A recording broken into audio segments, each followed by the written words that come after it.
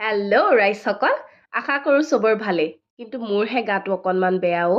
একে জ্বৰে চৰ্দিয়ে কাহে চবেই পালে আৰু। কিন্তু উপায়তো নাই, ঘৰত এনেকৈ সোমাই থাকিবলৈ মই ভাল নাপাওঁ। সেইবুলি বাহঁতকে লগ ধৰিলোঁ, বোলো বৌ আজি ইভিনিং ওলাই যাওঁ। চাহৰ চুস্কি আৰু আড্ডা মাৰিম। গৈ পাই পেলাই কাৰেক্ট চাই ওলালোগৈ। উৰিয়া গাঁৱত নতুনকৈ খুলিছে নগাঁৱত। বোলো অৰ্ডাৰটো দিবলৈ যাওঁ। তাৰপিছত বোলে গম পালোঁ লাইনেই নাইকিয়া, যিহেতু সিহঁতে ইলেক্ট্ৰিকেল এপ্লায়েঞ্চেছতে চব চাহ তাহ বনায়।